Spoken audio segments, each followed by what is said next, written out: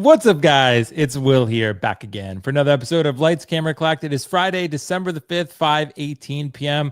We have a Dean the Dream, the established co-panelist, the co-host of the show, and we have a brand new, apparently legendary collector, Mike, which is I'm happy to join us because Mike, you came very highly recommended by Dean the Dream, and that's a recommendation that I take very seriously. So I appreciate you joining us, Steve. That is a lot of pressure. Now I'm nervous. Dude, you should never be nervous on this show. I promise you, because Dean just settles the mood, makes everyone calm, makes everyone feel happy. He is Dean the Dream, the sex appeal for a reason. So I'm a dingus. That's all. I mean, you are a dingus. I mean, let's be honest. But at the same time, you're a beautiful dingus, and I'm happy to have you here as my friend. But Mike, so happy to have you joining for the first time, man. Also, I asked Mike because I had asked the question, Dean, before you got here. I said, "Are those Mod Space cases behind you?" He's like, "No, dude. These are garage racks, like the garage shelves that he custom built."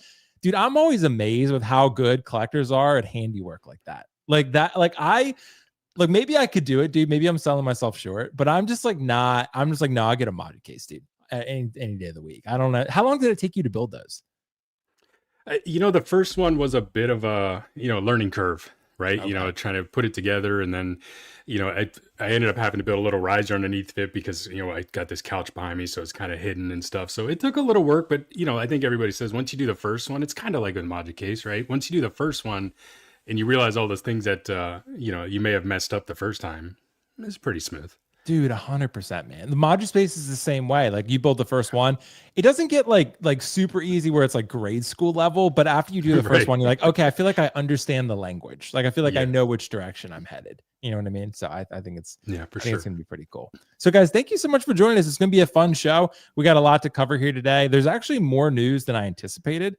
Like I woke up this morning and I was like, oh, there's really not gonna be that much to talk about. And I started building out the topics, and I was like, actually, there kind of is. Like, there's actually some interesting things, interesting piece of news, particularly like non-Hot Toys news, which I think is pretty interesting. And we got to talk about this Chewbacca situation. I mean, that's got the whole world in a panic, not just Hot Toys collectors. I mean, I've seen literally everyone saying like, "Oh my God, like, do we need to like do something dramatic here?" Because I'm telling you that Chewbacca it's got everyone in a stir. And of course, InArt and JND, this has been going on for a little while, Dean, about them wanting you to film your unboxing as you unbox your figure nowadays, which we'll talk about that as well. I think we all have our thoughts on that one, which it's not really been addressed as far as what I've seen.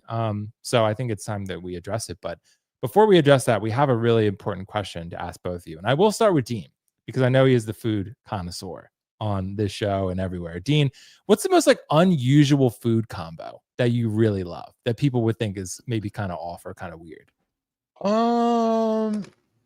Unusual food combo. Because I'll give you one. You know what's really good? Okay. Put olive oil on tuna, dude. It's really, okay. Yeah, like I'm telling you, dude, it gives it like a little bit of extra like flavor. I mean, you could put spice on it too. You could put like Old Bay and shit on it, but if you give it a little olive oil, like for me, I do it because I need extra calories, so I do that. But it's pretty good. The only thing I'm doing with tuna is throwing it in the trash. So dude, I cannot eat tuna. Dude, tunas. no tuna. Okay, I love. If my life depended on it, I think I'd probably die. Yeah. Damn. Yeah. What is it? The smell or what? You just don't like it? It's all of it. I cannot get into tuna, and I've tried. Yeah, I can't do it. Wow. But yeah, same. An unusual food combo. My sister showed me this because she was on some diet, some kind of, I don't know if it was like keto or something, but I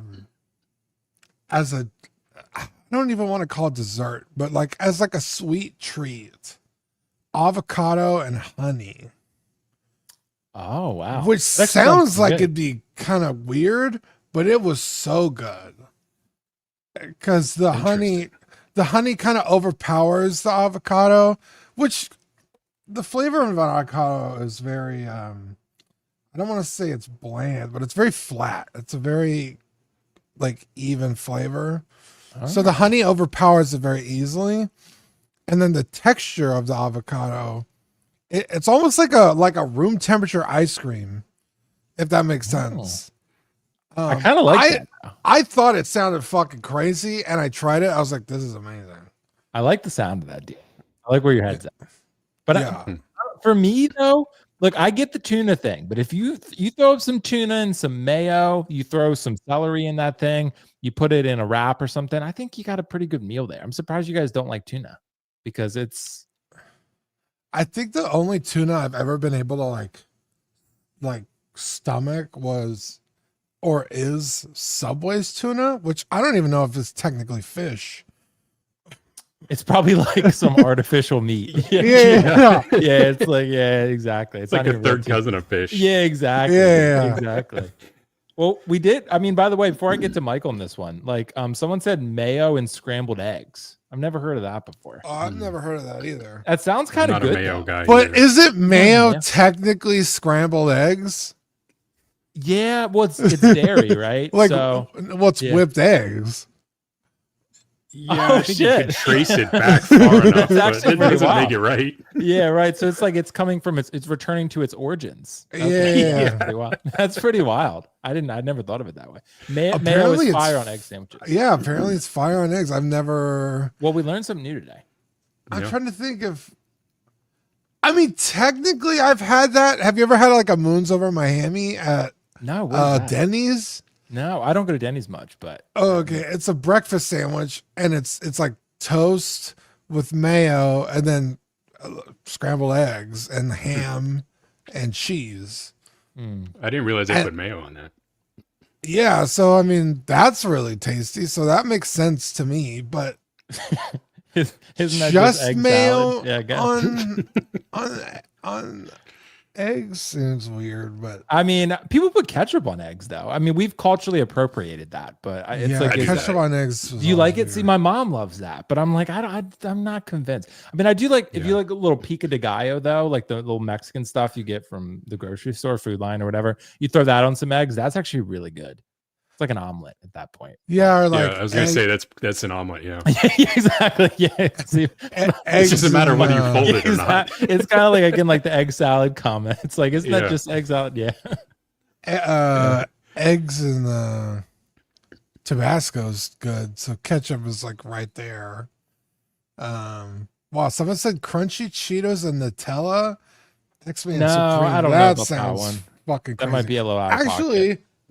John, the Everyday Collector, if you guys know statues, the YouTube side of statues, he swears by cheddar and Nutella sandwiches.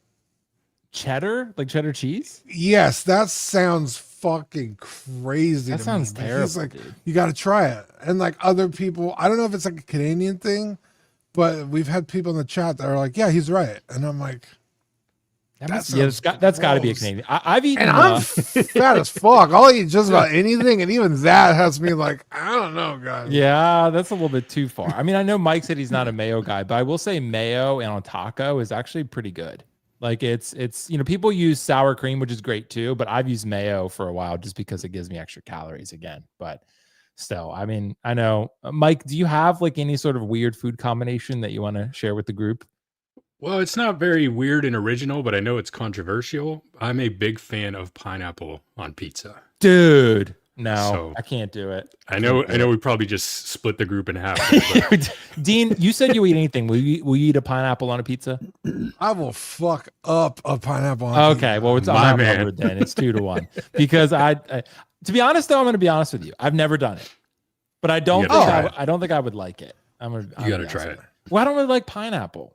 Like I just Yeah, I mean, that's fair. If you're not going to like pineapple, then what's the point? But I'm a big fan of pineapple. So I also I'll grill pineapple and put them on burgers. That's really good too. So, like I said, nothing too Yeah. crazy, but I know the pizzas, kind of gets people do fired people up. put tuna on a pizza? I've seen tuna on pizza. Because Probably. they do put what other kinds of fish on pizza, right? Like anchovies and shit. Yeah. So Yeah, I've heard Yeah. of tuna on pizza. yeah. Okay. So maybe we can give that a go then. We could try that because that'd be I great. mean, I'm But not trying it, but yeah, I mean, you guys Do won't, but it. I'll give it a go. Yeah, you know what I dislike more than tuna? What? hot tuna. Hot tuna. That sounds awful to me. I mean, it sounds pretty good to me. We did get a super chat from Sergeant Style Collects. If Will eats Denny's, he'll have liquid coming out of it for months. This is factually correct. Also, tuna plus olive oil is just an Italian appetizer. Is it? Is it an Italian appetizer? Because olive or oil though he put. So yeah, no, but olive oil for sure. Like if you want to add extra calories, you know, at one point I was actually chugging olive oil. I was drinking it. So and oh, dude, you know what crazy. the fucking best thing on the planet is? What? Pound cake. That's pretty good. Like going someplace that has like Mediterranean food or like Middle Eastern food, and you get like the bread, the naan bread, and you dip it into olive oil. Yeah. Oh, that shit is delicious. That'll change your whole day. You could be having a really fucked up day and like go and eat that, and you're like, oh, you know, like you'll go like start working on that side hustle you never thought you would after you eat that. Yeah. You'll go the extra mile. Sprinkle some feta on there, dude. Oh. Dude. There's one time though I went to an Indian spot and I had like a bunch of, I don't know if the naan was one of this. It was like a garlic naan, I think, and it changed my life. Oh, yeah, it was, yeah. I mean, I definitely was on the toilet for days, but I'm telling you that it was worth the journey. Like it was a beautiful moment for me. Naan is so good. Is naan the same thing as pita? I don't know if it is. It's, I don't know. Someone in the chat might have to correct us on that one. We did, by the way, get a super chat from Eric Carter. Thanks so much, bro. Just some holiday support, my favorite channel on the 160 community. Dude, thank you so much. Have a great stream, guys. Thanks so much, Eric. I appreciate it as always, man.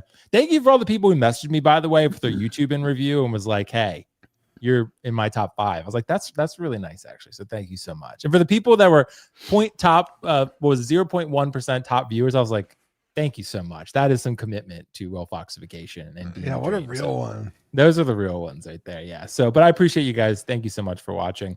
We're not going to waste any more time with food topics. We spent 12 minutes on it now. So I think we've done enough. What we need to do is maybe go over some of the panic that's going on in the community, because there's some shit that's going on right now. And I think Chewbacca fans are certainly concerned, and we need to address that real quick. So there was a Comic-Con where Hot Toys shared some photos, and they shared some startling images of a Chewbacca figure from The Empire Strikes Back.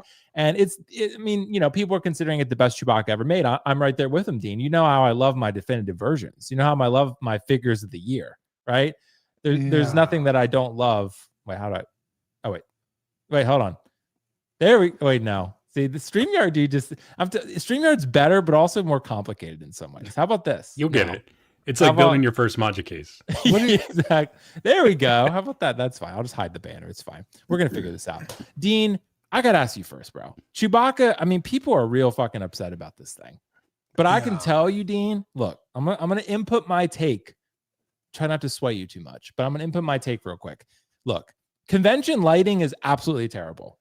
As someone who has been to these conventions, I can tell you it is brutal. Like, I mean, if you look at the photos that Hot Toys shared, literally none of the figures look good. None of them.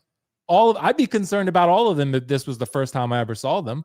I'm telling you, this convention lighting is extremely harsh. It's not flattering. It makes these figures look less than ideal, cheap. Head sculpts look poor. Chewbacca, even the sculpted hair on Han Solo looks jacked up. That's what I'm saying, Mike. Like, look, hold on. And that's my point. Like, let's just kind of scroll through these real quick. Look at that. Does that look good? Like, that looks terrible. There's a wrist peg out. I mean, this looks dusty. It's just the Vader looks okay. Chewbacca, there he is. He's not looking great. But like, none of the head sculpts. Look at that Obi-Wan. Even the Anakin, which people love, it doesn't look good. I mean, look how bright and harsh the shadows are. Yeah. Like, this is like, none of these look. Even John Wick, it's an amazing head sculpt. That does not look good.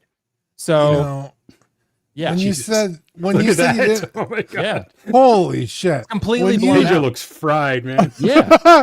Yeah, it looks like that. Like, look at Home Alone when that Mark is shocked. Yeah. Look at that Terminator, which people love, and look how bad it looks. Like that's what I'm saying. To Dean, anyway, hop in. I think people should take a deep breath. Chewbacca's, I think, going to be fine. I'm not going to guarantee it, but I think he's going to be fine. I think this is just extremely it's almost like they tried to make the lighting bad. Anyway, Dean, go ahead. What do you think? When you said you were going to try to not sway my opinion, I was like, I think that's not going to happen, you know. But you make a pretty compelling argument with the lighting, with all of these other photos. Yeah. I will say though, his snout, it almost looks like a dog. Like it comes out too far. We're back to that. Now maybe it's a trick of the light. I don't think it is, but maybe it is. I don't know, man. Dean, what do you think? What do you think? Now I own the A New Hope one. I think the body and the fur is much better on the A New Hope one. He looks too fluffy on the right, and maybe you could futz it, right, or like this is a prototype, and between these two, I'm still going to New Hope. Like, are you, dude? I'm going this one. I think this one's better. No, just based on the photos I've seen, like I said, his snout comes out too far. He looks like a golden retriever. I was like, what am I looking at here? I had to like zoom in. I was like, what the hell is this? Yeah. And that says it. And look, and this says it's the prototype. This is not like some final product Chewy. Like even says prototype there. So it's got to be the same figure pictured in the photos here. Yeah. So that's what I'm saying. The lighting is like, and again, people always give me shit when it's like when InArt figures didn't look good, and people would be like, "Oh, it's the lighting, it's the lighting," and people are like, "Oh no, you can't give that excuse." You absolutely can. The lighting can make or break. I've seen some horrible photos shared on social media of figures, and people completely overreact to them. I've done it before, so I know. But I mean, Mike, what do you think about this? Do we have a problem here, or are we overreacting? I'm going to go in the overreacting camp, but I want to hear your thoughts. Well, we definitely have a problem right here. I mean, there's nothing good to say about this. I mean, yeah, when you compare just these two pictures as they are, yeah, the one on the left is night and day better. But I also agree with you, Will. I'm not to the stage where I want to panic because we have seen this, right? It seems like specifically every artisan release, when they put these things on display. Remember how people went nuts when that first artisan Anakin was shown and his hair was all over the place. Looked a lot like Chewie's arm there. So I'm not panicking yet. That may also be, a bias because I have this on order, and dear God, if it comes like this, I'm going to freak out. But it's obviously a challenging figure, right? I mean, there's a lot going on here. We could chalk it up to you just need to style it, but that's a lot of styling to do. So we got to at least hope that they got the sculpt right, to Dean's point, and it doesn't look so much like an actual dog. But you mentioned that it's prototype listed there, but it may be the prototype figure, right? But this figure is supposed to be released like any day now. So this thing has to be done, I would assume. So there's no going back and fixing it, I wouldn't think, at this time. So let's hope that this is just a matter of somebody grabbing it out of the box, spending no time with it, and throwing it up there. So I'm not going to panic yet, but they're definitely not doing themselves any favors. Dude, Mike, you remember, I'm sure you do, the Force Awakens Chewie. Force Awakens Chewie, and now Dean knows because we've talked about this show on the show at length. That Force Awakens Chewbacca, that thing was an absolute travesty. I'm pretty sure it's a crime to even have that in your collection. Now, if you like it, great. I'm being serious, but I will say that I think it is a terrible figure. I'm going to be honest with you. Yeah. Like I do think it like you can style it all you want. Like that thing came out looking like a dog. And there's no way around. And I hope that this Chewie does not take that same fate, because this prototype is absolute perfection. And Dean, I'm sure you remember the Force Awakens prototype was really good too. Yeah, it was. Yeah. And if they fuck up another Chewbacca and A New Hope is still the king, like, dude. Yeah, but they teased on Leia, so maybe we're getting another one. I was going to say, do they half-ass this one on purpose? Oh, dude. And then give you the better one in a couple months. Mike, dude. They're going to Chewbacca's important. This thing. I mean, he's not Iron Man, but cities will burn if this Chewbacca comes out looking this shitty. Like this is going to be a huge problem in our community. Yeah. I don't think it will. Again, I'm not trying to like guarantee that it's going to come out being the grail that it looks like in the prototype, but that I would say that's the most likely outcome. I think they're going to make sure this is good. I think this lighting is terrible. And I think that, again, I understand people reacting harshly to what they're saying, but I saw posts about this everywhere. Facebook, Reddit, everyone. But I mean, and I went through the photos, every figure looks like shit. Like look at that. Look at that John Cena. I mean, it's like all of these figures, like where?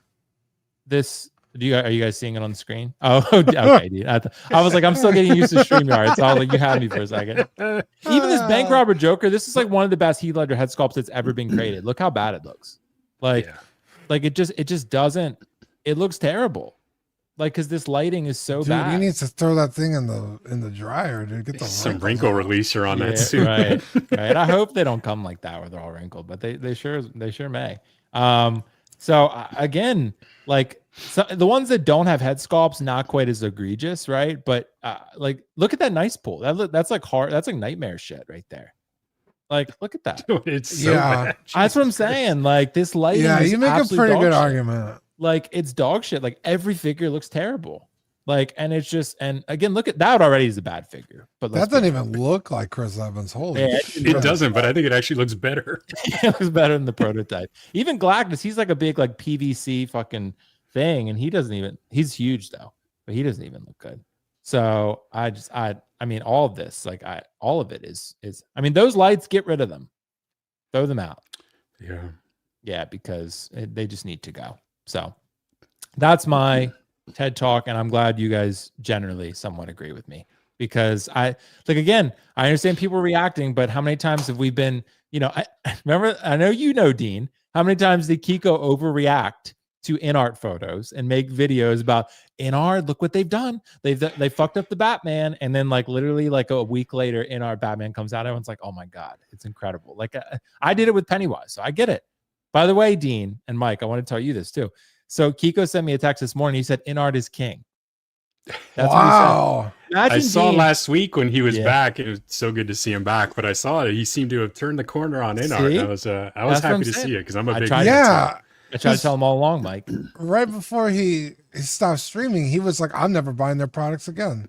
Exactly. I mean, he was like done with he was. Yep. But then, I told him, I said, get that Joaquin Joker 4-pack in hand, come back and talk to me and tell me that it's not amazing. And he got it in hand and he was like, he'll never admit it really because he's too prideful. But like he'll just be like, it's pretty good. I'll be like, all right, dude. It's all right. Whatever you say. All right. Yeah. So anyway, but I hope Kiko's doing well. I'm glad to have him back. So that was Eric's. We got that one. Sergeant Sal collects. What the fuck is that? Shit looks terrifying. Talk in reference to Chewbacca. So Sergeant Sal, thanks so much, bro. But yeah, I mean, every figure looks terrifying on display there. Whatever Hot Toys is doing, they need to stop doing that, because those figures look absolutely terrible. And people do that too with InArt figures at conventions. It's hard to light them properly. You can put them, again, getting it in professional lighting with a professional photographer compared to a convention with a bunch of harsh LED lighting coming down on top of it. It's not the same. So it's going to look different. So you're going to look at prototypes and they're going to be dramatically different.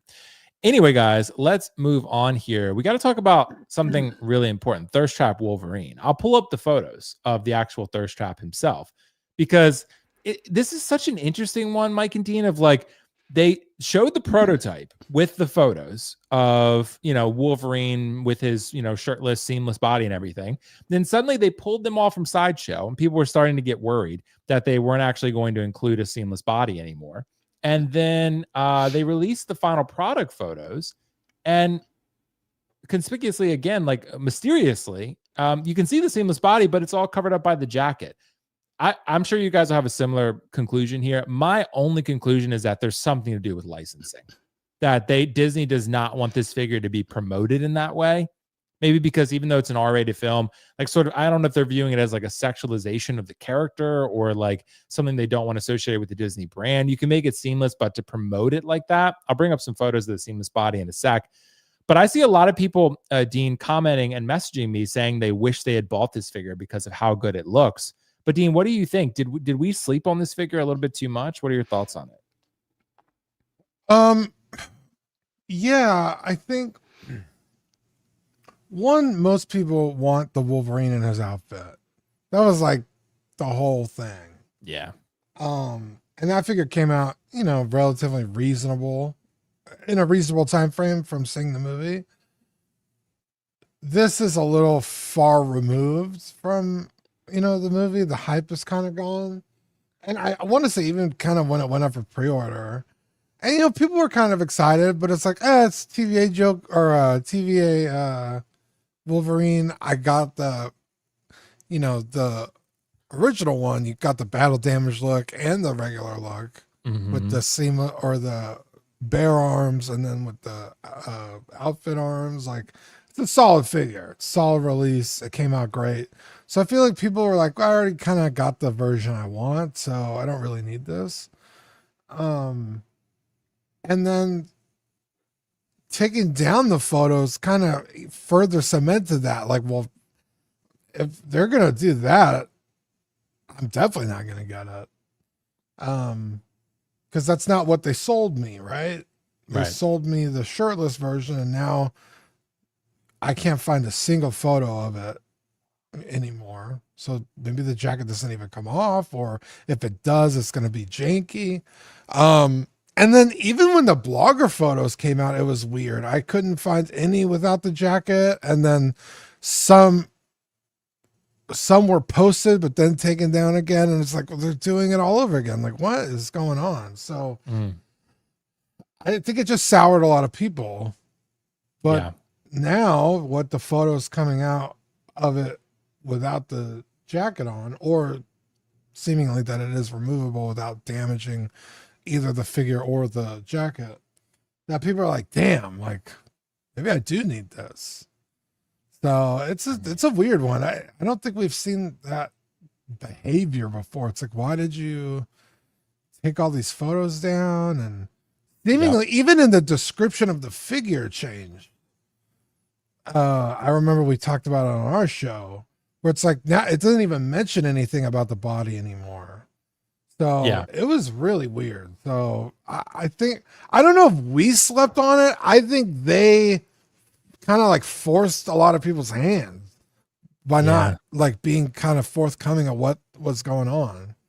Yeah. My thing, Dean, is this. I think that, so I think the problem is, I think we naturally slept on this figure because the other Wolverine is so iconic and so definitive and so, you know, aspirational. Everyone wanted that Wolverine, right? So it's like most people didn't even think about this one for the most part, because they're like, oh, cool, like another little offshoot Wolverine. But the one I really want is that yellow and blue. But now it's come out. For one, the only problem is the wrist pegs, right? That's the only issue that I could see with this figure. The body is incredible. What they've done here with this, and the battle damage and the scars and the overall like just musculature on it, like they've done an incredible job here with creating a custom body for this. So I'm really glad for the people who want it. I think it looks best maybe when you have the jacket open, because these glaring wrist pegs right here are a little problematic. It looks like a slight skin tone difference based on the lighting. And of course you have, you know, the visible seam lines for the wrist pegs, but still, I mean, if you have the jacket on him, I think this is a really good figure. I think, to be honest, I think a lot of people did sleep on it. I think they did. And I don't think it's wrong. I think it's just because you had the Wolverine you wanted, and now people are like, oh, do I want this one too? And I think there are going to be a lot of FOMO buyers now that this came out looking so good. And people think that they're never going to make it again because something happened with the licensing, but something clearly happened. Because they were like advertising the shit out of this. Look at this amazing custom body. And then suddenly they were like, don't look at the body, actually. Like, look at the TVA jacket. Like, that's exactly what they did. And it just feels weird. So, Mike, what do you think? Did people sleep on this, you know, justifiably? What are your thoughts? I wouldn't go as far as to say people slept on it, because when this was teased or really, or put up for pre-order, it went nuts, right? I mean, everybody was going crazy over this thing. Now, there's definitely some concern, you know, Dean, you know, summarized it well, so I won't repeat it, but they definitely caused some unnecessary concern. Now, I think I'm with you. I think it's licensing for some reason. I think it's similar to when DC wasn't allowing guns with their figures, right? They glued the sidearm in for Peacemaker and things like that. But I don't know. I'd be curious to find out specifically. Is it the body? Is it the blood on the body? Right? 'Cause, and I know it's not apples to apples, but they'll give us Hulk figures that are shirtless. You know, so it's true. That's a good point. Granted, you know, a little different. You know, maybe they could say because it's green or red that it's not the same. But I would definitely be curious to find out what the reasoning would be. We never will, of course. But yeah, to go from selling this you know, seamless body to them basically saying, you know, it's the TVA jacket Wolverine. I mean, nobody gives a shit about that jacket, right? I mean, I'm sorry, but you know, if you wanted this figure, you wanted it because of that body, which looks incredible. To your point, those you know, the wrist joints are, man, it just, your eyes just go there. They do. It's not good. I don't know what the answer is. But you're definitely right. There's going to be some color difference there because you figure you're going from silicone to hard plastic, so that the coloring's not going to match. It's almost like you have to, like you said, put the jacket on some way. But then it just takes away from the whole point of getting this figure, right? For me, this figure, the bigger issue is the same one they did with the Deadpool. Is they put kind of like the wrong accessories with the wrong figures. Where you almost have to get them both to actually get the figure you want, and it almost seems intentional because, like I said, they did that with Deadpool 2. That can't just be a coincidence, right? So that's what kind of irritated me about this. That, not to say that that's the reason I'm not getting this, but I'm just sticking with the yellow suit Wolverine, and I'm good. Now, if I wanted to customize something, man, this is the body to try and chase down right now. Yeah, dude, 100%. And I do think you're right about that. I do think some people would chase it down for that reason too. But I think that at the end of the day, this is going to be a coveted figure. And to be honest, again, it's hard to determine this or predict this because you never know what Hot Toys is going to do. But I do think this is one that could appreciate on the aftermarket and become slightly more expensive because I don't think it had the pre-order numbers that the other one had, right? Obviously. So I don't think it's nothing, but I think there's a lot of people who love Wolverine, and if you want a custom body, this is your only opportunity to get it. And like you referenced, Mike, I mean, with the silicone, how would you have done it short of making a fully silicone wrist joint and everything, which Hot Toys knows they could have done if they wanted to, but they're not going to, because in 5 years they'll start doing that and they'll say, oh, well, you need the 2.0. Like that's exactly. That's what they're not going to put two big money innovations in one figure at one time. No, right, they're not going to give you this body and somehow give you a seamless wrist with like where you could pop the claws in and out. They're not going to do that in the same one. They'll come back in a couple of years in 2.0 something for that. Yeah, exactly. So that's going to be super cool whenever that does happen. But I mean, again, look, this is probably not one that I'm going to go chasing down. I'm still waiting on my regular Wolverine. So I don't have that. Yeah, I mean, did you get it from Sideshow, Mike? Yeah, it actually, I just paid the shipping for it, so it should hopefully be here next week. Nice. Okay, cool. I got mine from Josh at Comic Concept, so he gets his from Sideshow. So I should get it probably in the next month or so. I'm hoping before the end of the year. I mean, again, I've been waiting on Grievous, Wolverine, both Terminators I don't have. Those are the 4 figures that I'm like really like desperate and dying to get in, because everyone else I feel like has them and I don't have them. So I don't have my Terminator yet either. Did you get clean or battle damaged? The battle damaged. Okay, gotcha. Yeah. And that's good. That feels like a release forever ago. Like that's it feels like a really long time. We did get some super chats real quick. Thanks so much, guys. Nerdist Maximus, $10. Thank you so much, bro, for the generous super chat. Just got my InArt 2019 Joker 2-pack. Got it for $6.50 on Black Friday. That was 1/6 Outfitters having that sale. Great show wheel that is 100% lighting in reference to Chewbacca. Thanks so much, bro. Enjoy that Joker. I'm glad that people found that. I shared it when I found it too. 1/6 Outfitters had the 4-pack for $1,000. And then they had the 2-pack for $650. The 4-pack for $1,000 sold in like 20 minutes, 30 minutes. But the 2-pack for $650 lasted a little while. It's still an excellent deal. So congratulations, artists. Enjoy those grails. Sergeant Sal collects. Thanks so much. Chinese government doesn't allow shirtless pics. Is that true? Or is that a joke? That might be true, actually. So something. Well, I don't know. Again, and I know it's not apples to apples, right? But what are they doing with the Hulk pictures? Is there an exception because of the skin color is different? Like it naturally, reflects a cartoonish kind of look. So, man, it could be a thing. It would make sense. Yeah, that's a great comp, though. That could, maybe they consider him alien. It's kind of like, you can do stuff like, I mean, again, it's like in the new Predator Badlands, like they can kill cyborgs and do a bunch of decapitating. Exactly. But if it's a human, then you can't do that. So maybe it's something like that. So anyway, guys, thank you so much for your thoughts on that one. We'll go ahead and move to our next topic here. And look, I think we were talking about this a little bit before the stream started, and we got a bunch more news to get through, but I want to talk about this sort of big picture topic real quick. This photo had circulated online, and Mike helped me actually locate it because I couldn't actually find it after a couple hours. So what's been happening for a little while now, InArt and JND both are now doing this thing where you have to record yourself unboxing your figure to document the unboxing experience for after sale service. I'm guessing this is to reduce the number of warranty claims people put in because they're breaking things themselves or lying about it to get spare parts or whatever. And I understand that can be problematic, but I do think this policy is worthy of discussion. And I personally have not seen it discussed too many other places, maybe other streams. I'm not aware. You guys let us know your thoughts in the chat.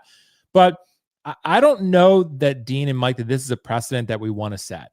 Like, to me, I don't like this personally. Maybe it's a Western versus Eastern thing, but as a Western, collector, I don't like this because it sends a poor message to your consumer base. Like, they don't trust you. Like, it creates a sort of controversial sort of like dichotomy, like a contrarian relationship between the two parties, where you're like, okay, I don't trust what you might do to this figure and lie about it to try to get parts or whatever. Like, I feel like it already sets things off on the wrong foot. And that's why I am against this policy. I understand where the businesses are coming from, but I think this is something that we should voice our concerns about personally, because InArt particularly is very receptive to community feedback. And I think if we tell them this is not a policy that we agree with, so Mike will say, but I think it's a policy we don't agree with, then I think they might end up changing something. But Dean, do you see this as problematic, or am I being a little overreactionary here? What do you think? It's interesting because I think you're right. It's like, okay, well, I'm not gonna lie about,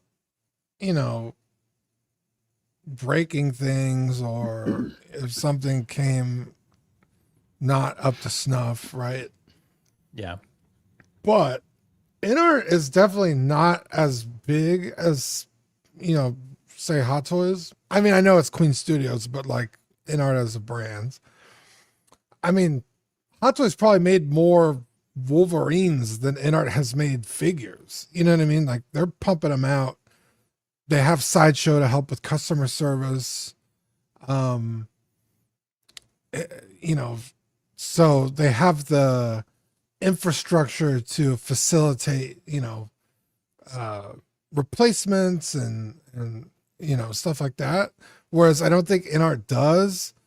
So maybe they're just like an extra step of precaution, because, for every 100 honest people out there, there's some assholes who have no qualms about lying about, to get an extra body or get an extra head sculpt, or, what have you. There's a lot of shady people out there. So I could see why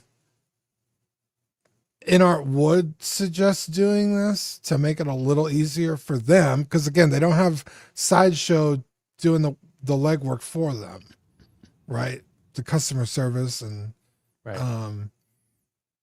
So like, it makes sense, but I also agree with you. I don't like the precedent of like, well, dude, I already gave you fucking $300. Like, I want the product to be good, or actually it's more than $300. But I mean, I've seen people do some wild shit, like they'll get a Hot Toys Spider-Man and like the suit has like a fucking little speck on it. Right. And they go in for a whole like, send me a new body. And it's like, well, that seems unreasonable. So, maybe they're just trying to protect themselves from that. Cause again, they don't have the distribution or the production numbers to, be sending out replacements for a little spec, you know what I mean? But, yeah, it's interesting. Dean, so I'm with you on this. My thing is like, it almost feels like as a collector, you're looking for a reason to not help me. Like that's kind of why I maybe take issue with it, because I'm like again, and say I do, and this has no edits, no cuts, one unboxing, like recording it like this. It's supposed to be like when you get a new figure, it's supposed to be like getting something on Christmas, right? Do you film like yourself, your Christmas unboxing? Like, right. That's kind of my point with it. It's like, it takes the whole joy out of it. And it makes it more complicated. And say I film the unboxing and now you don't like the angle of it, or like, it's like there's so many caveats of like where they're going to be like, well, we could replace it, but you didn't. Like, it's just like looking for a reason to not help me make things right. Yeah, or even like, well, we see what you're talking about, but we don't think that's enough to warrant an exchange. Right. And whereas before that wouldn't have been a thing. And like and maybe there's information we're not privy to. Like, a lot of people are filing false claims, maybe. But short of that, I'm not sure. I think this justifies this type of policy. Like, I think it just creates a bad situation. Like, I don't like it. I don't think it's smart. But Mike, I want to let you jump in here. What are your thoughts on it?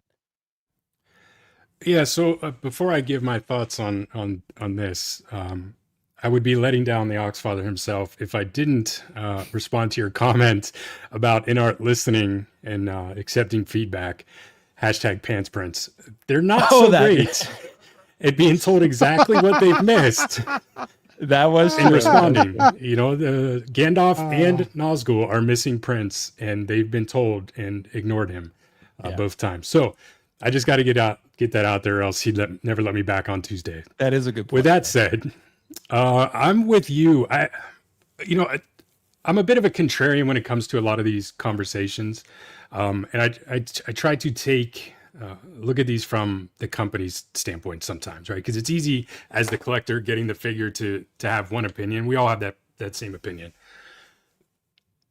So I want to understand and maybe somewhat agree with what they're doing, but I don't like this at all. Right. As you guys covered, there's some people out there trying to get away with some stuff that I don't know that this is going to solve that problem. It's a really bad look. Like you said, it kind of takes some of the enjoyment out of the unboxing experience, and it may be an easy enough thing for people that have a setup. Like we were talking before we went on. I stream and I have this camera, but I don't have a setup to do a real unboxing video. It's not something I've ever been interested in. So to do that for your average collector, so to speak, and meaning people that aren't streaming, which is the vast majority of the ones out there, it's asking a lot, right? What are you going to get somebody to hold your cell phone, or you got to figure out a way to prop it up or whatever? And then to that point, to what extent do they want the filming, right? Yeah, you got some of the rules on here, but is it just lifting the figure out of the styrofoam, or do you want me to flex all the joints to show? You take it out, turn it over, it all looks good. Cut the video, you go to pose it, and the joint snaps first time. Right? Now what? Because it wasn't in the video, they're not going to help you out? I think this does more harm to what they're trying to accomplish than good. I understand that maybe there's some issues out there. I don't know what the solution for that would be, other than just sometimes, when it comes to retail and stuff, taking a loss is just part of the calculations. This just feels icky to me. I hope this isn't something that we're stuck with. I hope by the time that we get the next InArt release, this is gone, because this is just not a good look, and I don't know that they're going to get results they're looking for from this. And Mike, see, I think that's a perfect example. And again, 6Scale Shills, shout out to him. So he said exactly what happened to me. They won't help. And again, that is extremely problematic, because that I love that example. Like, you unbox it, everything's fine. You pose the arm and the arm snaps off. It's like, well, it wasn't in the unboxing video, so good luck to you. Like that creates a whole slew of problems, because then that person will never buy another InArt from you again. So it's Exactly. like, so I think it's just more problematic. Like, and I really think these types of policies, unless again, there's information that this is bankrupting InArt because they're sending out all these replacements, unless there's something like that I'm not privy to, I think they need to be thought through a little bit more, and maybe consulted more collectors or something, because I just think this sets up such a bad situation for everyone involved. It really does. Potentially, maybe it won't, but I think it was worth discussing, because I'm seeing this, and I just think it creates a whole potential slew of problems that I'm really just right. not And a fan of. what's always the first thing people say when you talk about Sideshow, right? Everybody has their issues. Delays takes forever. What do they say? Great customer service. And they never make you do this. Exactly. Yeah. You can have some faulty figures. None of these figures are going to be perfect, right? We all see issues, InArt didn't do this, or this broke, or whatever. That's just going to happen. It doesn't matter who you are, but it's how you respond, right? That I think will keep you in this community for longer, so just screw this, make more, extra parts, and become that kick-ass customer service company, and you'll be here, longer than you wouldn't. Yeah, I think so too. And I appreciate all the comments, people weighing in on this one, guys. Keep the comments coming. Let us know what you think. But I just, again, maybe there's a reason that, I'm not aware of that this is necessary, but I don't see it personally from the outside looking in. I don't see that this, again, it seems like a reason to kind of be like, okay, I'm not going to help you with your warranty claim. Like, and that's what it sets a bad precedent. And again, you said, Mike, why so many people buy from Sideshow is their customer service. Yeah. So that is a huge reason why people all buy Sideshow. So if InArt is going to do something like this in JND too, I'm not going to exclude them for this, because I got my JND Joker and I had the same thing on it on the box. So if they're going to do that type of stuff and they don't want to help people, then it sets a super bad precedent. People will start buying figures from someone else. And even then, if that seller is like, well, you didn't film an unboxing, you didn't have it in 1080p, like it's just like, it's not, when I do my figure reviews, I'm not filming the live unboxing. Like I look at it first, make sure everything's okay. Like it just makes it so complicated. Like it's a kid on Christmas experience. You're supposed to get it, unbox it and be like, this is amazing. And now I'm filming it, trying to make sure the angle is right because I'm worried about something. It just like, no, I don't want this precedent to be set. Like I don't think it should. So anyway, that's my soapbox thing. But anyway, so guys, let's keep moving on. Let us know your thoughts in the comment section on that one. But we'll move back to some news here. So we have the Leia Organa, and I'm not Dean. Can you tell me how is this pronounced Boushh? I don't know how this is pronounced. Like, yeah, Boushh. Okay, because again, this from my memory, it's Return of the Jedi figure, right? It's not Return of the Jedi is not my favorite Star Wars film. Again, people know I'm the sequel guy, which I wear proudly like a badge. It's totally fine. But I will say, like, look, Return of the Jedi. Dean. Yeah, Dean. I know Dean's never thrilled with that. I will say Return of the Jedi is probably it's my least favorite of the original trilogy. Let's say that. I really like fair. I really like Empire, Dean, and A New Hope I really enjoyed too. I really like that. But Return of the Jedi I think is okay. Like it's pretty good. Has some good Vader Luke moments. But I think, and of course you get more Emperor, but I think this Leia head sculpt looks incredible. But again, I can't help but wonder here, Dean. Look, this same thing happened with Han Solo. The same thing. Like they said, here's your Return of the Jedi Han. And all of us, well, I said it was ass at the time, but everyone went crazy and said, oh, finally we got a Han Solo. Oh my God, I need to pre-order immediately. And then everyone gets it. And they're like, but here's that Bespin Han that you've always wanted. That's actually even cooler than that. I mean, they're different looks, but most people would probably prefer a Bespin would be my argument. Maybe you can let me in the chat if you disagree, let me know. But I feel like this Leia head sculpt is like a 10. It's incredible. But all it's going to take is for them to be like Empire. Like another Bespin Leia, like a 2.0 or some other, maybe Hoth Leia 2.0, right? Something like that. And then this one, Dean, should we pre-order this one or should we hold out? What are your thoughts on it? Oh man. I mean, they've already kind of done both Leias from Empire. Yeah. So like, and they do like to reissue their figures. Or sometimes release the same figure while the other one's still on fucking pre-order. They do. They did it with Palpatine. They had like 4 of them. Yeah, Mando, Deadpool. We've seen it a lot. That being said, I don't really know how they could improve what they've already done with the Empire Leias. Maybe like I don't even know. I was gonna say one release with like both looks because her hair. Well, the Bespin Leia didn't have movable eyes, and I know that sounds minor, but it is a big deal. That is. They could argue that updated paint apps, movable eyes, improved tailoring. Yeah, that's a great figure. This head sculpt's incredible. But go ahead, Dean. Because they did Hoth, Bespin, and then another Bespin. Where she's in like kind of the Hoth getup. So yeah, I mean that's 3 Leias from that one movie. So I mean really the only Leia we don't have one Slave Leia, which apparently it's never going to happen. I would give up that dream. I think I don't think it's ever going to happen. Yeah. And then 2 is Endor Leia or Ewok Village Leia. Yeah, Dean, they don't even want Wolverine to be shirtless, so I don't think they're gonna make a Slave Leia. Yeah, I again, maybe I'm wrong. I'm willing to die on that classy hill. Yeah, I mean, maybe. I think people need to give up that dream. I think Slave Leia is not happening, not from Hot Toys, but yeah, I mean, Disney pulled all references to Slave Leia, so it's not even a Hot Toys thing. No, I think they would do it if they could. Yes, Hot Toys would do it if they could. Yes. How fucking sexy that would be. Anyway, you want that? Settle down now. Yeah, exactly. Simmer down, Dean. I'm a gooner for Slave Leia, dude. Yeah, you love Tifa and Slave Leia. Yeah. Look at her. He doesn't know what to say now because he's all hot and bothered. That's why. Yeah, I'm thinking about it. I'm like, yeah. No. So like I'm not buying this Leia over any of the other ones released. Right. I mean, A New Hope Leia is damn near perfect. Endor Leia, iconic with Wicket. Hoth Leia, cool outfit. Bespin Leia, right? You could pair him with Han now that we know it's coming out. This is a very low on the totem pole Leia to buy. And Dean, you know for a fact, if you can wait and patient, A New Hope Leia is coming in 2 years. 100%. Yeah. 100%. Probably artisan.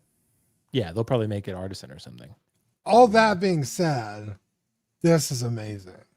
The head sculpt is so good. The outfit is amazing. I like the scene. It's just like if I'm buying one Leia, it's not this one. So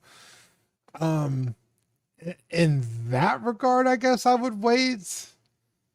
But I mean, I own like every version of Luke Skywalker. So like, could I eventually own this? 100%. Like, Leia's one of those characters. It's like, yeah, I'll buy whatever they come out with. So I guess it's just, you know why this one's tricky, Dean?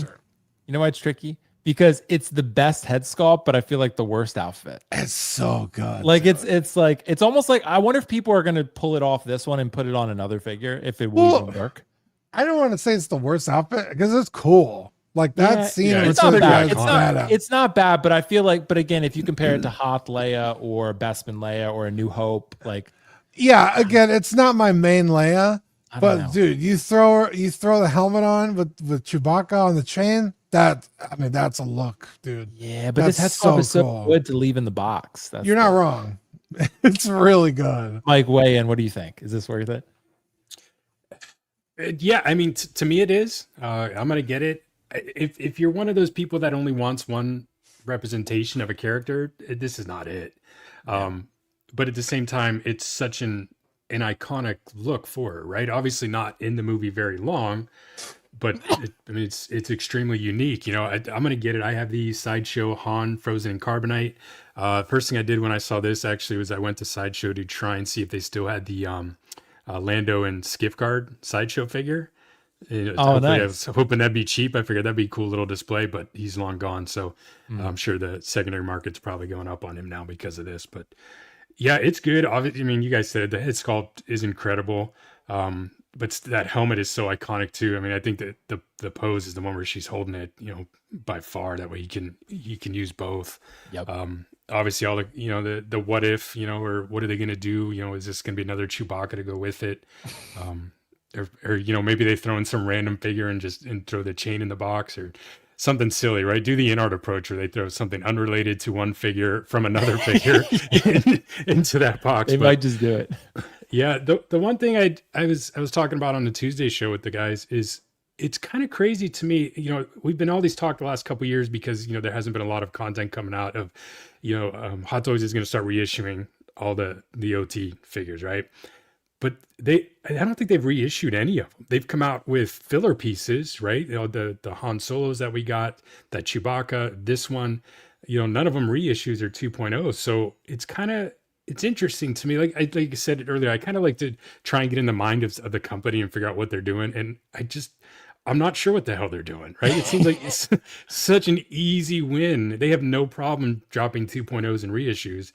Why are they not touching the OT figures? I don't understand that, because I'm one that missed out on a lot of those figures. So yeah, I'm all for releasing those, but they seem to just be filling in characters. And, you know, you made the comment in 2 years they're going to drop that Leia. And I'll take that bet. Bring me back in 2 years when they only drop another Vader and they don't touch any of the ones. Could you imagine? And nothing else from A New Hope.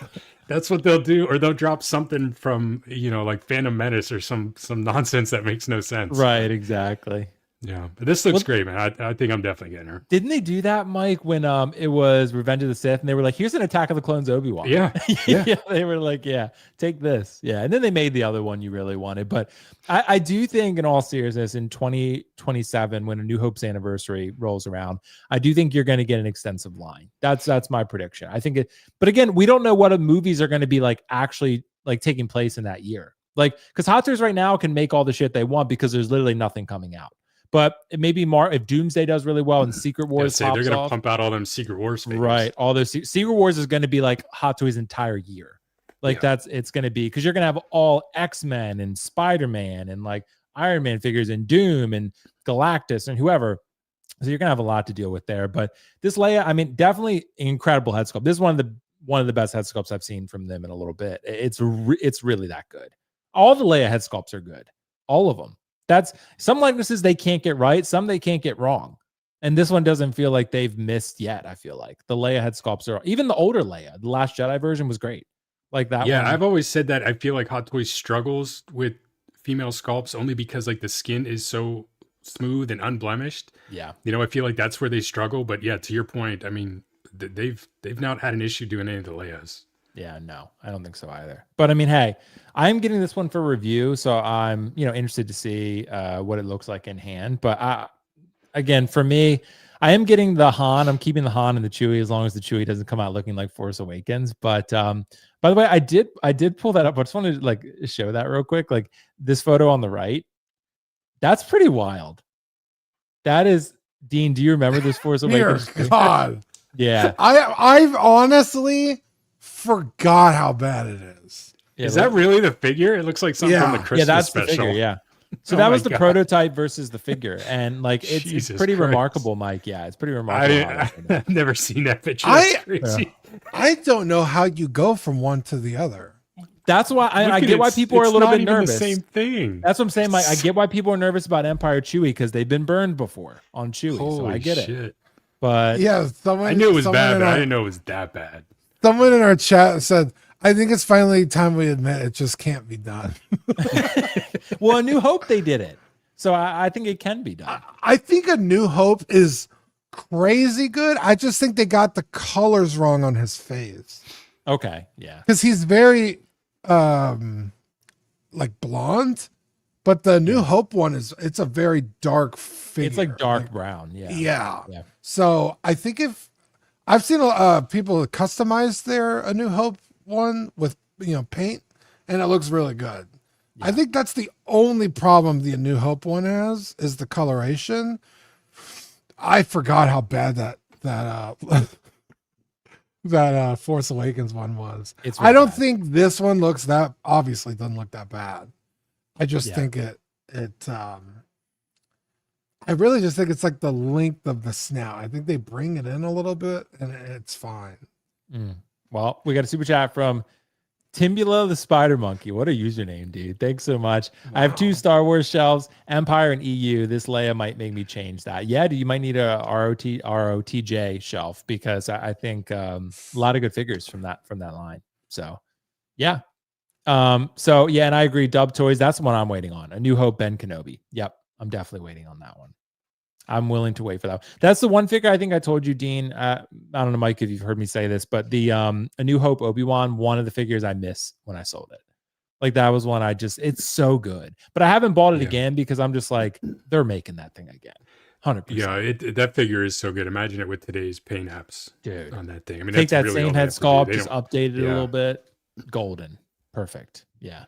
So anyway, guys, let's keep moving through our topics here. So we did the InArt thing, the Leia. So there's actually a Damtoys announcement. They made an InArt figure. They made the InArt Smooth Criminal Michael Jackson.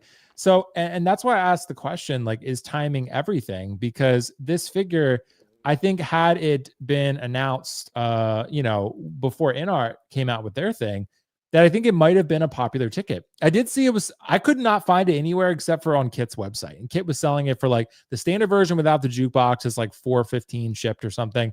And then the one with the jukebox is like $5.60 shipped. So this is more expensive than the InArt version as far as I'm aware from what I remember. So I actually do think, I sent this to Kiko, Dean, and he said this is a toy InArt is king.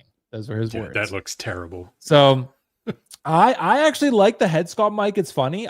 It's not InArt though, because I've had the InArt in hand, and that figure is so good. I almost didn't want to sell it to Kiko, but I was like, no, he'll enjoy it more than me and appreciate it more than me. I'm not the biggest. I like MJ's music, but I'm not like a huge MJ fan or anything. But Dean, I got to ask you first: is timing everything? Because I just feel like no one gives a shit about this now, because InArt already released one Michael Jackson, and this Michael Jackson they have on pre-order right now.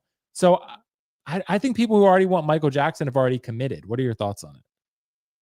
Yeah,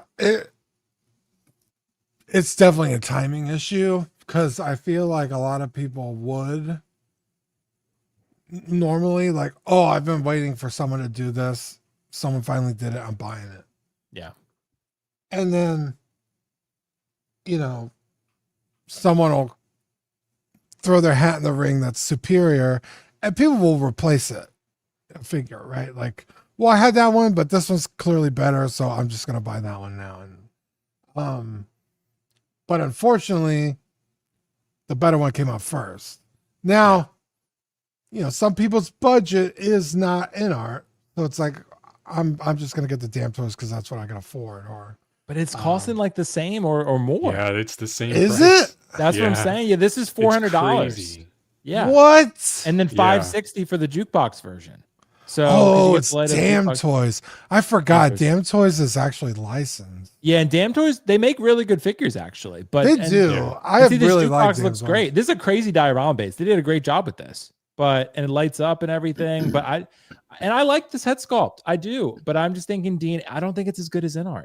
What do you think? No, it's definitely not as good as InArt. Yeah. I don't know, something in his mouth. I think the eyes and the nose they got, but it's almost like I don't even know what face, like he just bit a lemon. Like yeah, that would be fun. Actually, I don't think they took enough away from his nose. And in all honesty, like, you can make the jokes, right? But I don't think they shaved enough away here. I think the nose is too big. What do you think, Mike? Is this an issue of poor timing, or would this have not have been a ticket either way? Yeah, I think it's got a few issues. Like I said, I'm not a fan of the head sculpt. I don't think it looks good. I think the price is crazy for this quality. I think the fit of the suit doesn't look that great. And to your point, I really think if anybody that wanted this got it from InArt, right? I mean, had this come in at $250 or something, then maybe there's people that say, yeah, I wanted one, but I wasn't going to pay the $500. But for that price, no, it's a big miss for me. I think that the collar, the tie, and everything just doesn't look good. Yeah, and again, I like what Damtoys does. I've never owned one of their figures personally. Have you guys owned Damtoys before? Yeah, I was close to getting one of their Godfather figures, but I could never find it for the price. And that one I put on my list of the top 50 because I've seen reviews of it and seen it in person, and that Godfather's incredible. Like they did a great job with Vito, but I just I'm not, again, if InArt never existed, I might look at this and be like, that's pretty cool actually. But I'm like, that's a great head sculpt. But since InArt exists now, they've set a standard for this premium pricing. I don't think anyone's going to look at this and say, it's actually crazy. What? Because I have the InArt or the Damtoys Leon Kennedy from Resident Evil 2. Oh yeah, we've seen that one. And that was like $350, I think. Granted, you get a lot of shit in that box. Yeah. But this, you get a whole ass diorama. I'm assuming it's rooted or what do they call it? Implanted or whatever. Wool implanted. Yeah. And it's only like $50 more. That's crazy. Yeah. Because Damtoys is not cheap. There's a lot of figures I wanted because I love Resident Evil that it's like, I'm not paying that for like that character or whatever. Right. Like Leon's one of the most iconic video game characters ever. I've been playing Resident Evil since I was a kid. So it's like, that's a no brainer. And I like Claire Redfield from Resident Evil 2, but like, she's almost just as expensive. Again, you got a lot of shit in that box, a lot of weapons, and they use die casts, and they're like functional guns, but they have the rack and slide. You can take the clips out. There's little bullets. Like, it's a very intricate thing that they make.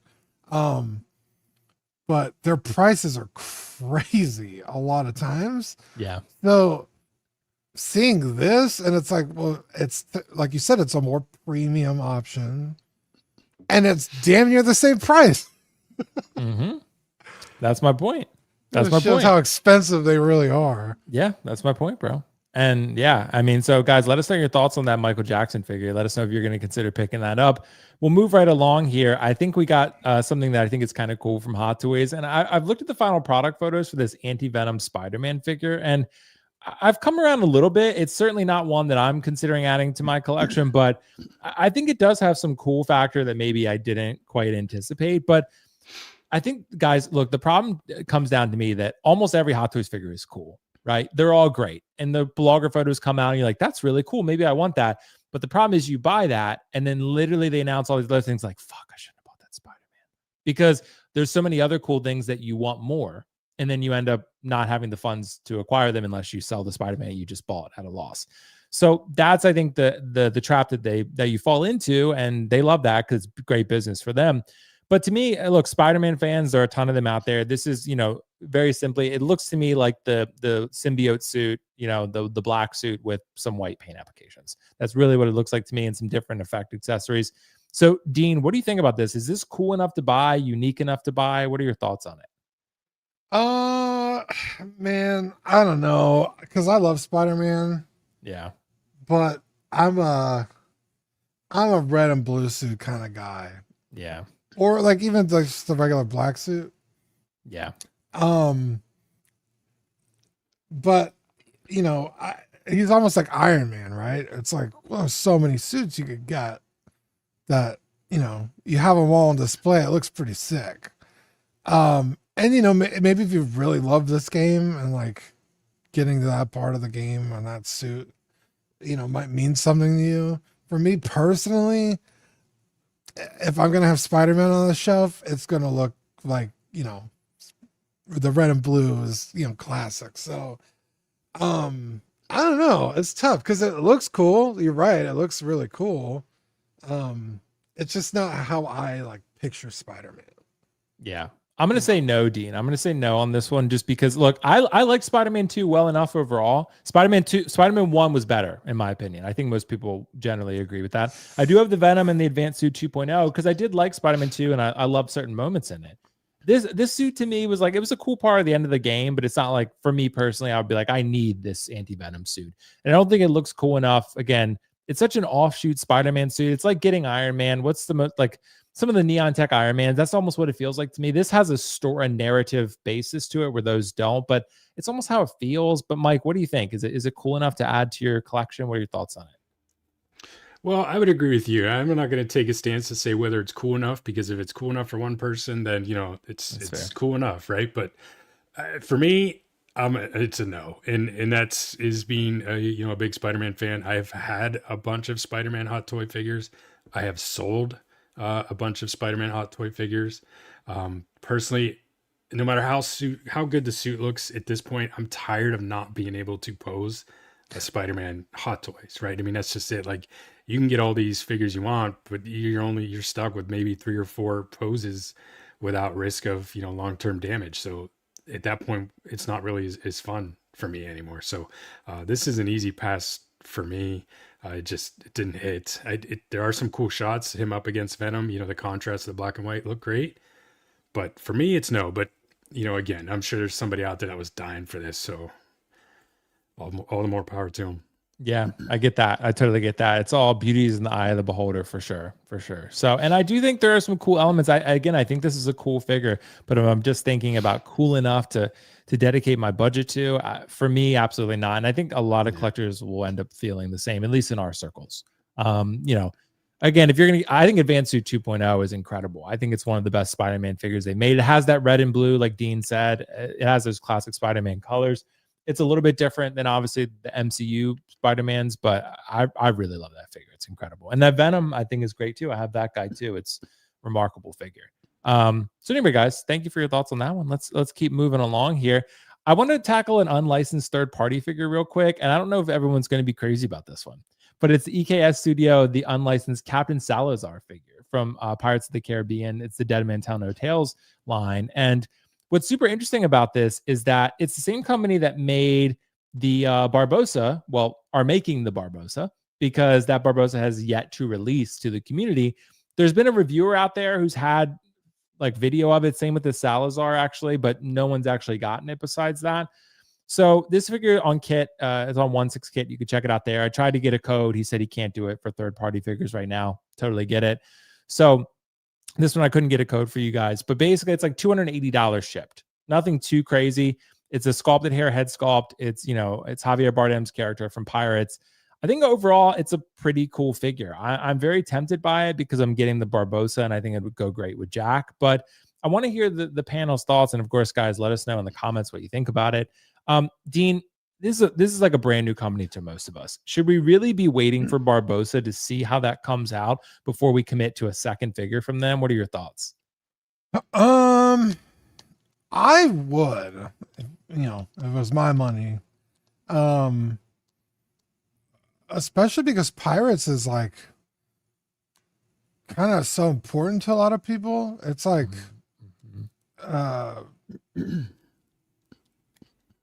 you know, I don't want to compare it to Star Wars, but it's like, you know, it's one of those franchises that, you know, people really care about. And these are characters that, I mean, for how big Pirates is, there's not a lot of like collectibles for it. You know, Hot Toys has done Jack a few times and some like offshoots, but there's not like a ton of like figures out there for Pirates. So somebody coming out and filling those holes in people's collections, that's always fun to see. But it's like, you know, you're taking, I don't want to say like a huge risk, but I mean, how much did you say this was? About 280, I think. 280. That's not an insignificant amount of money. Nah, third-party prices are going up, dude. 100%. Yeah. So it's you know, that's more than a lot of Hot Toys these days. If I spend $150 on something, or maybe even 100, I've gotten some really actually very shitty third-party figures for like $100. But it's like, I took the gamble. It didn't work out. I don't feel that bad. But damn near 300, and you know, I have no idea. That's a much bigger risk. So yeah, I would definitely wait to see how Barbossa turns out, because that was like a very premium option for third party, right? It's, well, I mean, they have the sculpted version, but you know, you get the, yeah, it had a rooted beard and a rooted head sculpt, yeah. Right? And it's like, if the head sculpt sucks but the rooting is good, you know, you might be able to like hide some of the crimes with the hair.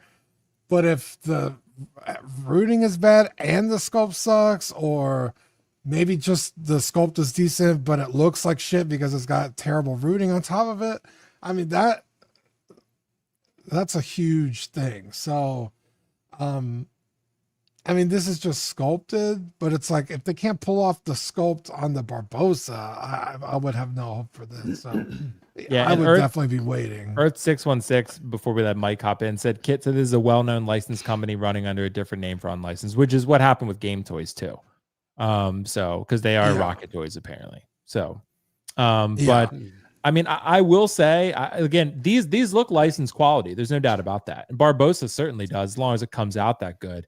And again, but Dean, the question is again, would you commit to it? I mean, we had the same questions with Game Toys, and I bet people wish they committed to those, right? You know, when Game Toys first announced Sephiroth and Cloud, everyone was like, who is this company? Like, who are they? And so I fucked up about that. Yeah, right. So I did it because I was like, let's just roll the dice and see. But I'm very tempted by this because I really do like Javier Bardem, and I really like this character, Captain Salazar, and I would like to have a little Pirates display there. I'm gonna have a little mini line there. But Mike, what do you think? Is this going to be worth jumping in on for 280? What are you thinking about it? Yeah, it could be. I would say I would agree to hold off if you can. I don't know if there's a, you know, kind of a pre-order window. You know, you'd hate to hold off and miss that window. But if things are lining up, because I'm not sure when the Barbossa, excuse me, is supposed to release, but if it looks like that's going to come out while you could still get this, then I would definitely wait and see. I mean, what's it going to hurt, right? But man, it seems like that we're doing that a lot these days, right? Taking swings on companies that we're familiar with, right? I mean, we did it with InArt when they came out, right? Jazz Inc. making figures, you know, these guys, you know, it's it's kind of the way it is now. Everybody seems to be throwing out these figures, and frankly, they're killing it, right? I mean, this thing looks incredible. The Barbossa looks incredible. You know, I'm a big fan. I was been preaching them on the last couple of releases of Lim Toys. You know, the Nathan Drake and the Arthur Morgan are just incredible. You know, I think I nominated the Nathan Drake Lim Toys for CW's figure of the year. It's that good. So it's no knock, and we're used to saying oh, this price for third party, but man, some of these third parties, like I said, I would put them up against with Hot Toys and InArt on some of these. So you definitely, again, if you can wait and see, but just even if Barbossa comes out great, doesn't mean this one comes out good too, right? I mean, just look at Hot Toys. One week it's fire, the next week it's a dumpster fire. So you don't really know. So doing any of these is a risk. I wanted to ask you, because I didn't get a chance to look at this. Do we know what the materials are on this? I can check. Yeah, I can check. I'm not sure. Yeah, because it looks really good. It does look very good. Apparently, and someone commented said it's a Damtoys / VTS toys, which would be, if that is true, then we just looked at a Damtoys figure, the Michael Jackson. Yeah. So yeah, I mean that could be great. I'll look up the materials, Mike. But yeah, it's very tempting to me, because I love the character, and I think it'd be cool to have a little Pirates display. But yeah, let me see. I would say, and I'm a big Pirates. Yep, a big Pirates fan. I don't know if this figure's making my top 5 that I would want from the franchise, though. So that's kind of the problem, right? I mean, I would take obviously Barbossa, Davy Jones. I mean, there's other characters that I personally would want before him, because I'm not a huge fan of this film. But yeah, it looks good, man. I'm wondering, Mike, if they have some inside info that Hot Toys is going to make another Davy Jones. So they're just like, because you would think that if they didn't think that, they would have done Davy Jones before Salazar. I would have thought, because Davy Jones, everyone is dying for. Everyone's lining up for a Davy Jones. So, and Salazar, yeah. And by the way, this great point, Mike. Great question. It's a battle damage outfit, genuine leather boots, genuine leather belt, and metal accessories. So okay. But they don't say anything about the jacket. No, they just said battle damage jacket. Yeah. So, but the boots are all genuine leather. So I guess it's a fabric jacket. So okay. Probably not pleather, but yeah. So, but it's got genuine leather on everything else. So it's made premium. So yeah, I do like that, but I mean, I'm very tempted by it but again, dude, all it's going to take is I'm going to have a whole Pirates line. If Hot Toys announced the Davy Jones 2.0, now I got Barbossa and Jack Sparrow and Salazar, and Pirates is pretty incredible. Not all the movies are great, but it's, and it makes me wonder about the licensing fees on these figures too, right? If you just said if this is a Damtoys versus the Damtoys that we just talked about, I think this Salazar seems very reasonably priced, where the Michael Jackson was, to me, overpriced. Probably because it's unlicensed and they don't have to pay those licensing fees. How much of that Michael Jackson is that licensing cost. Yeah. Yep, exactly right. It's a great point. So we got some super chats real quick. Timberland the Spider Monkey, love that username still. I want my Spidey figures to be able to pose like the comic. So my pick for best Spider-Man figure is still the Hono one. That's actually fair. If articulation and engagement with your figure is a priority or the priority to you, then I could totally get why you would go. Or the Tom Holland homemade suit. That's all fabric. I just did a video talking about that, actually, where you can build that out and pose it and do what you want. Got a super chat from Skits Craven. Also a video I just made. So guys, check that out if you have a chance after the stream. Since 2016, I purchased 50 Hot Toys and have never opened them until I move where I have space. Is it bad I'm leaving them mint in the box for many years? I argue yes. Some people in the comments said they had figures in the box for years. I've seen enough horror stories to make me worried about that. It depends on the materials. If you have pleather materials, I would strongly advise to get them out of the box, at least to air out. You can put them back in after a while, but I just think leaving them in the box, they're not meant for that. Like they're not meant to not air out, and the materials could degrade faster. So I would try to get to your new space and get them set up, or maybe take them out and at least inspect them, leave them out for a little while and put them back. Dean, Mike, do you guys have any experience with this that you want to share? Like I think I would take them out of the box if at all possible. Yeah, I mean those silica packets that are in there are only good for so long, right? So they're only going to go do too much to protect them. Being in the box is one thing. It also, where are you keeping the boxes, right? I mean, if you're shoved up in an attic or down in a cold, humid basement or something, it's going to be a nightmare. I would say you know, and not to speak, you know, for whatever he wants to do, but I know if I was buying a used figure from 2016, I would not buy it if it was not opened, because I would want to see what that thing looks like. So I think Yeah. that right there tells you what the Right. concern would be. We used to do on Mondays retro unboxings. And John, the everyday collector, shout out John, he was pretty much very similar. He would buy Hot Toys and never take it out of the box. Mhm. So we started doing retro unboxings where he got something old out of his collection and we unboxed it like it was brand new, because for all intents and purposes it was. And yeah, like Mike said, like sometimes leaving them in the box is not the right call. Especially if it has some of like pleather. Yeah. Pleather's basically going to be destroyed. Some figures last a little bit better than others. Also, like not moving things around can cause joints to freeze, and then they just get brittle and they break super easy. Yeah. Not saying you have to like play with your figures all the time, but you know, it's better that you do. Yeah. But yeah, and another point Mike just made, when he was getting ready to sell some of these things, you know, he wanted a pretty decent money. Zach made this. Yeah, exactly.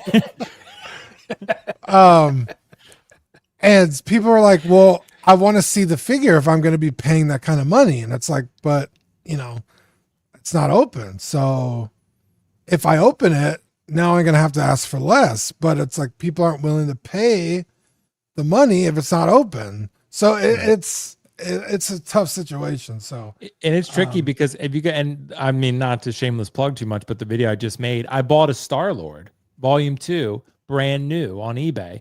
Shit was completely destroyed. Like the jacket was coming unglued. He had pink staining on his neck. Like just, they had been left in the box for years, unopened, just, and like, that's my point.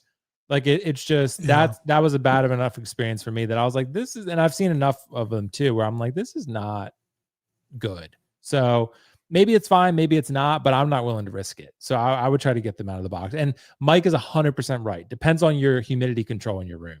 If you have if you're keeping them in the attic or in a closet, or you know, that's not humidity controlled, and you got humidity levels 60% or up, like those things are probably not doing too well. So it's, yeah, I would be very cautious with that. So yeah, anyway, guys, let's keep moving real quick. I thought about this today, actually. Hot Toys and Marvel figures. So 2025, I'm gonna be honest with you, I created a graphic just to kind of go over this real quick. Hot Toys 2025 Marvel has kind of sucked. I'll be real with you. Like I'm not really feeling great about what's been announced. And to be honest, they haven't had a lot to work with. Totally get that. And these are, by the way, announcements, not releases. So announcements, figures that have just been announced in 2025. And there's not all of them. It's not entirely, you know, inclusive of every single figure that's, you know, been announced. But these are some of the highlights. And I think Fantastic Four, great. Battling Deadpool, yeah. Artist and Winter Soldier, provided there's no glue issues. That sounds great. I would love to have one of those. I got it on order. And Dean, by the way, and I'm super nervous now. I'm getting nervous. Justin said his is fine, but he had a small glue spot on his Loki. So, and the crown, it's fine. But again, like I'm like, dude, I really hope Hot Toys can figure out this glue thing, because it's been an ongoing problem, and I don't know why it's taken them so long to figure it out. But they're gonna have to. Nonetheless, Dean, I gotta ask you, because we keep buying. Mike is 100% right. They don't care. Round of applause. Yeah, 100%. And that, but again, I think that's where we have to either stop buying them or voice our concerns so loudly that they'll get it. But you know, those artisan figures, they're all selling out, right? And they come, some of them, Jack Sparrow, it's like a 10 out of 10 for me. But the other ones, some of the other ones, Black Widows came out pretty great, I think. But regardless, is Hot Toys producing the right Marvel figures? Because Mike brought up a really good point earlier about all these 2.0s and remakes, all the potential for what Hot Toys could be doing. And all of us thought we were going to get Artisan Thor from Avengers 2012, and a Hulk 2.0, and And I thought we were going to get an artist in Loki Avengers, like from Avengers 1. And none of that's happened. And we've been getting stuff like Agent Venom and this Spider-Man and, some other stuff for recent releases. But there's not, Marvel is, I mean, honestly, just not had a great year for Hot Toys. But Dean, what do you think? Is Hot Toys producing the right Marvel figures? Should they be going into the back catalog or should they be focusing on this type of stuff? What are your thoughts? Man, that's a tough one because I think of stuff like the Agent Venom, which looks dope, or the Doctor Doom. That was really cool. Yeah, that one was cool. What they did another comic character. What was it? The Venom comic character, but I think that was last year. Oh yeah, Venom. Yeah. Iron Man. Yeah, stuff like that. Yeah, they've been doing like the characters and not necessarily from the movies that people want. Yeah. And I think that's really cool. And I guess Hono is dead at this point, but it might as well be. Yeah. They were doing like the Magneto and the Wolverine and the Iron Man and the Spider-Man. Well, the Spider-Man was a comic, but it was like they were doing the comic characters in the cheaper line that people wanted the representation of. Because it's like, maybe Magneto is your favorite character, but not necessarily from the Ian McKellen, right? So it's like, well, I want a Magneto, but not like a movie one. So that was a really cool alternative. So I would like to see them do that more. Like we just saw with the Dark Knight Batman, the comic version. That got a lot of people excited because most people's love for these characters did not start with the movies. No, I get that. Yeah. But also, in this lineup, I mean, really the only figure I would necessarily just axe is the Chris Evans Human Torch. Yeah. Human Torch. But Captain America, main character of his movie. Cool. I forgot her name from Thunderbolts. Yelena. Yelena, main character of the movie. Cool. Yeah. I would argue you need more characters from that movie because I think that movie is like a sleeper. I think as we move forward, a lot of people are going to go back and be like, damn, that movie is actually fucking badass. It's good. Fantastic Four, full cast. Awesome to see. Cool movie. Great looking figures. That's awesome. Deadpool, honestly, I feel like you could have just done one fucking solid release and called it a day, but they've done like 4 or whatever. Daredevil, main character of his show. Cool. You do that weird artisan Wolverine, but it's it's limited, so it's not like people are trying to not a lot of people are pissed off that it's exclusive, right? That makes sense. So I thought, Dean, we were going to get Punisher from the Daredevil show. I'm pretty surprised by that. I think he's supposed to be in the next Spider-Man movie. Is. So he's getting a one-off show. He is on Disney Plus too. So maybe Mike, they're saving it for that. Yeah, one of those. I hope so. Yeah. Because I would love to get one. Yeah. So, a lot of these make sense. I get the we just talked about the Spider-Man. Yeah. It's kind of like the main suit. Well, not the main suit, but like the end suit to that game. So that makes sense. I think they're doing just fine with what they've been given to work with. Yeah. And it could be, Dean, it could just be the ebbs and flows because like we referenced or suggested earlier, Doomsday is coming, right? And you got Secret Wars coming too in the year after that. So Marvel is about to shoot up, hopefully, as long as the movies are good, please God. Like if those movies suck, then we're in some serious trouble. By the way, there was a report there's 6 teams in Doomsday. I'm not going to spoil anything. I mean, it's not a spoiler, but they did a presentation. But there's a lot of cool characters in that film, and I think it's going to be pretty cool. Nonetheless, Marvel's like, how many figures alone are coming from Doomsday? A ton. Like, I don't know if they're going to be able to make all the Fox X-Men, but they're going to make some of the core ones.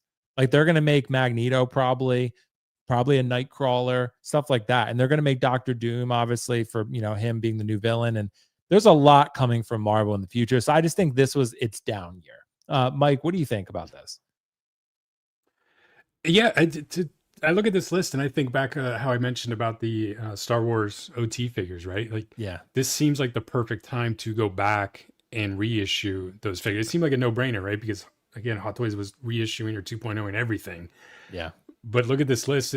You know, I mean, obviously they're trying to capture off what's current in the films and stuff, but it's almost like they're bouncing around 2.0s, you know, with some of these releases, you know, which seems strange because, again, as we talked about earlier, Hot Toys doesn't care about having multiple versions, you know, on pre-order, or, you know, or on their shelf. Why not drop a bunch of those 2.0s this past year and get all that pre-order money, and then still release, you know, the Secret Wars, or is it Secret Wars or Doomsday, whichever one's coming next first. Yeah. And then start getting those figures out right after, right? I mean, I'm sure most of the costumes are going to be different enough, you know, to for plenty of people that want these to justify getting both. So yeah, it's you know, I've said this forever. Every time we think we know what Hot Toys is doing, they do the complete opposite. You know, that's why I made the joke when, you know, you said about 2 years with, you know, the anniversary of Star Wars. You know, you're not going to get anything but a new Vader, right? Because everybody assumes that we're going to get all these figures, and then they don't. So it's almost looking at this list, it kind of feels like Hot Toys is putting in the effort that this slate of Marvel films kind of deserves, right? It's like, yeah, that's actually they're fair, okay. Yeah. They're not great. And that's kind of how I feel about these figures too. I mean, you know, I look at this list and I'm getting the Winter Soldier, and I have Daredevil on pre-order, which I may or may not cancel based on some of the leaks from the next season's, you know, outfit. So who knows? It's like I said, they are kind of working with what they got, but why not reach back into that well right now and take advantage of it? Yeah, 100%, bro. By the way, shout out to 16 Salvo. Thank you so much, guys. Yeah, again, if you're here, click the like button. If you're enjoying the stream, make sure to comment, of course, and subscribe. Us and Collecting Weekly. You know, Mike and Dean are a huge part of Collecting Weekly. They're a group over there. Great set of guys and great channel. So make sure to subscribe here and there. But I'm with you, Mike and Dean. I think this is just a bad year for Marvel. I mean, honestly, but so it's funny because some of the projects are good. Like Daredevil, I really liked the show. I thought it was good. I liked the show. Fantastic Four, good movie, actually. The Captain America movie, I did not like that movie at all. I did not think it was a good film. And Thunderbolts was great, but I just don't. I think the hype is not there because Avengers is still coming. Avengers, I still think Doomsday, as long as it's good, it's going to make close to $2 billion, if not $2 billion. And it's an Avengers movie. You got RDJ coming back. I think that's going to be the revitalization of the Hot Toys Marvel brand. Yeah. I think that's the most likely outcome, personally. But I mean, but if Doomsday, they're hoping so. Yeah, because if Doomsday sucks ass, then we got a huge problem on our hands. Yeah, we got a huge problem for Marvel and for Hot Toys. Because I can tell you right now, the hell are we going to talk about? Yeah, that's what I can tell you, Mike. Right now, I don't know if it's the holidays. It seems like the interest in Hot Toys collecting is starting to wane a little bit right now, and I'm trying to figure out why exactly. I think it's because there's literally nothing coming out in theaters. Like that's grabbing people. And Predator Badlands was the last one. And that, you know, is still, it's not like Avengers or anything, but it's still got enough people to the theaters. But we did get a super chat from Jay. Shout out to Jay. Shout out Jay. Only Marvel figures I got this past year is Winter Soldier and Agent Venom. Marvel hasn't had the best year. I would agree, dude. Thank you so much for the super chat. I'm glad my Winter Soldier waitlist converted. But I got the regular edition, so I do want that shield. So if anyone doesn't want it, happy to buy that shield off you if you don't want it, but I would love to have one of those. So, but yeah. So anyway, guys, we're gonna continue moving on here. Yeah, let's say we have the Snowtrooper. We might as well talk about this because some people really care about this Snowtrooper. And again, my question more so was in regards to the weathering because, and look, there's been a conversation. I know you and Dean might be able to weigh in, Mike, on this one. Apparently, this is a commander trooper. So maybe he should be clean. That's what I was told. Everyone has trained me on this one because, again, I'm not the biggest trooper guy. Look, Dean, I know you love your troopers. I'm going to have to let you weigh in on this one. I am not the biggest trooper guy. I do not understand the hype for Snowtrooper. Like, it's a very basic looking figure to me. I love my Death Trooper. I love Death Trooper. Can't really count Praetorian Guard. He's kind of like almost a trooper to me. I love Praetorian Guard. The ones with color I enjoy, but Snowtrooper is... I don't get the hype personally, but Dean, you weigh in on this one. Is this guy too clean or is this accurate? And is Snowtrooper worth an exclusive purchase? What are your thoughts on him? Yeah, he's exactly the way he should look. This character you see inside the AT-AT with General Veers. Is it Veers? I think it's Veers. Yeah. So it's not, he's not on the ground like the other snow troopers that we see. So it's not as like dirty and gritty. Yeah. I love snow troopers, dude. If I was getting a snow trooper, it would be the other version, not this version. But this is accurate. It looks really good. A lot of cool different little swap out accessory. I think on the backpack. No, was it the backpack? I forgot what it was. Yeah, I'm not sure. And dude, troopers are fucking cool. I think troopers make Star Wars. Like, wow. You know, yeah, it's troopers are cool. I get it. Troopers are always on all the merchandising, you know, whether it's stormtroopers or even the First Order troopers. You know, they're walking around at Disneyland. Like, you know, troopers are like a huge selling point of Star Wars. So, yeah, any trooper you want to make, someone's buying it. This is cool. I like it a lot. And they're cheap, Dean. They're cheap to make. So yeah, I mean, and I'm glad for the people who want their troopers. I'm so happy for you. I really am. Live in your bliss. Enjoy your trooper collection. I've seen so many people with cool trooper collections where they have a group of them together. You know, that's why Hot Toys makes them. They're cheap to produce and people will buy multiples. So that's great. Super smart business strategy. I totally get it. I don't know about cheap to produce, but return on investment is high because you only got to do it once. Yeah, no head sculpts. Right. So yeah, no head sculpts. So I bet you the armor parts and the fabrics, I bet you they're probably cheap to make. No likeness rights. Like I think I would say these are probably very cheap to produce in comparison to like Iron Man or Spider-Man, where you got to pay a likeness and licensing like stuff. Right. So I think these troopers and again, people will buy multiples. So to army build. So Mike, what do you think? Is this guy worth picking up? Is he weathered enough for you? Well, I'm with Dean. Troopers are great for 240. This guy's 285, which is crazy to me. And he comes with essentially nothing. Now, that said, I got it because we've been wanting a snow trooper, you know, for forever. And when the other one comes out, I would probably get that one too, because why not? But yeah, the price when I got in there and, you know, we had the chat going and people were just, you know, started talking, hey, I got it. And somebody put the price. I almost just jumped out of line at first. I was like, what? 285? Like everything you said, no head sculpt, easy to produce. It doesn't come with anything. It's disappointing, but you know, it's like I joked earlier, you know, why do they do it? Well, because we buy it. And I'm, you know, the perfect example of it in this case. And I'm not proud of it. You know, I made a comment in the chat, you know, I got it, but I hate myself for it. But it's going to look great on there. And yeah, it's going to be clean and shiny and it's going to stand out because of that. So I got it. I'm not happy about it. It's about $40 to $50 overpriced in my opinion, but there it is. It's gone. So excellent point, Mike. He's waitlisted. He's waitlisted. Right. And, but I'm glad you got it still. The other snow trooper is already out. Yeah. They're not teasing one. They've already released that one. Didn't he come with the rocket launcher? Oh, that's that's a clone trooper. I'm talking about the one you're thinking of, Dean. I remember what you talked. That's the range trooper, isn't it? No, I want to say they did like a 2-pack snow trooper, didn't they? Oh, maybe from Force Awakens. They did that. They did like a snow trooper from Force Awakens. I remember. But I remember they did the range trooper. He had like the fur and he had the rocket launcher. Yeah, from Andor. Yeah, from Andor. Yeah, it was from Andor. But I would say that this one is, I mean, to me, I'm not the biggest trooper guy, so I get it for the people who are, but I'm just like, again, I would love to have a Death Trooper. I've been waiting very patiently for them to make another Death Trooper because I think the pleather on the old ones are starting to give, especially the pauldrons. I want the Death Trooper Specialist, the one with the pauldron. That's what I really like. And I was hoping they would make one from Andor. I thought that would be easy, low-hanging fruit. Nope, they didn't do it. So I thought for sure, I was like, bank on it. They're making a Death Trooper Specialist. Yeah, okay. It's from, I guess, Battlefront. The Battlefront Trooper. Oh, okay. Yeah, I was like, I know they did Snow Troopers. Yeah, that thing goes for a lot on the aftermarket too.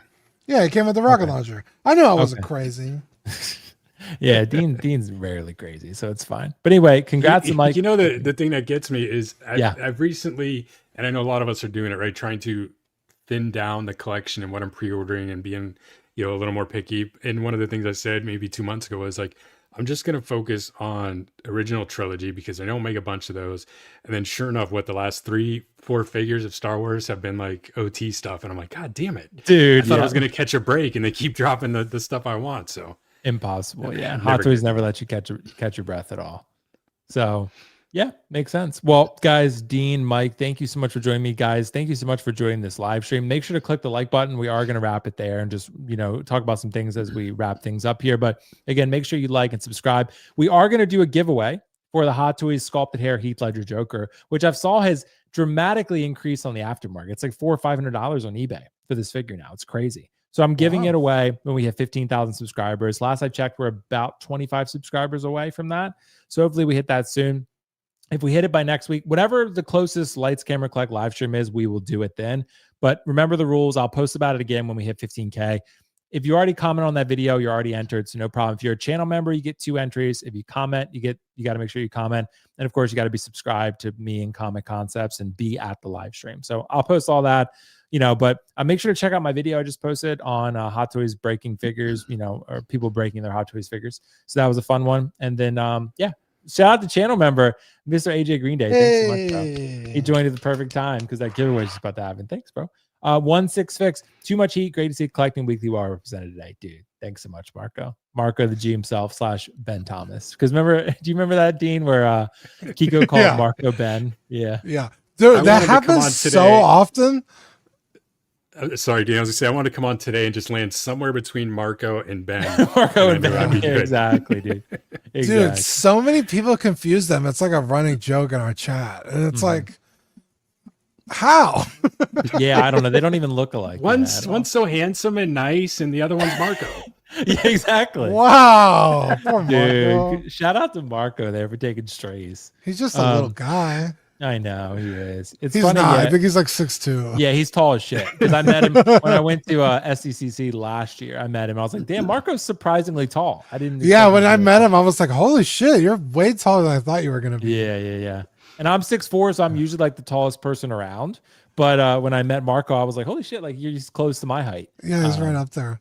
Yeah. So anyway, Dean, and I'll let you and Mike both speak to this if you want. Anything on Collected Weekly coming up that you want to, a plug real quick?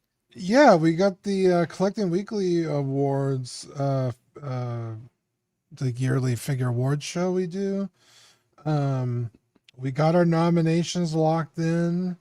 I asked Zach if he could send me the QR code, so all you have to do is scan it and you could go vote for different figures of the year. He didn't send it, so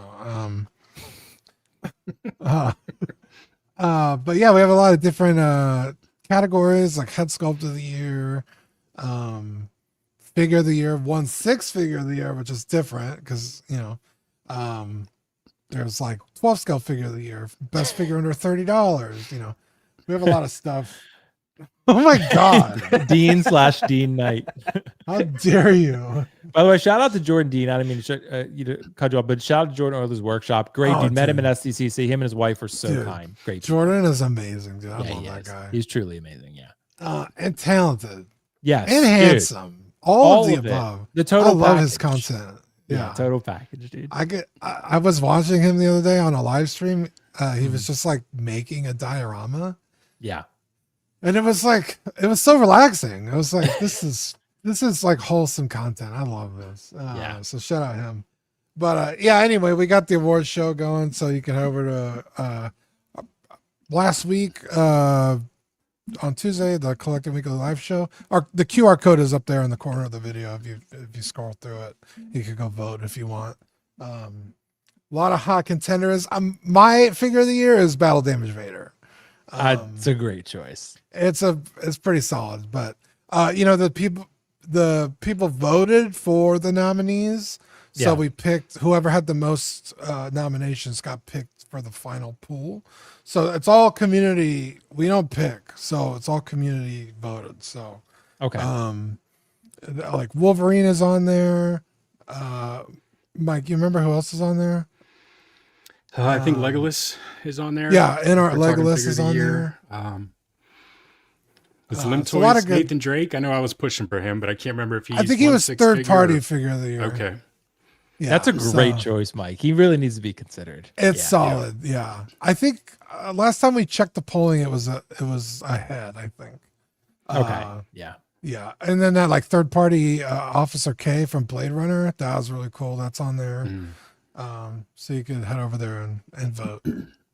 Okay. Well, shout out to Collecting Weekly. Mike, thank you so much for joining the first time, man. So happy to have you. Sorry for the crazy tumultuous ride of, being in and not being in. So I appreciate it, man. And thank you for joining. Snap. Exactly. Snip, unsnip. Exactly. So Mike, is there anything else you want to say before we wrap up? Yeah, man. Thanks for having me. This was fun. And listen, I come over from CW, so I'm used to the roller coaster rides that are involved with this streaming. Okay. So, dude, you guys are a roller coaster ride over there. It's crazy. If anyone's watching that hasn't checked us out on Tuesday, man, if you're looking for some fun, some good laughs, that's the place for it. But no, man, thanks for having me.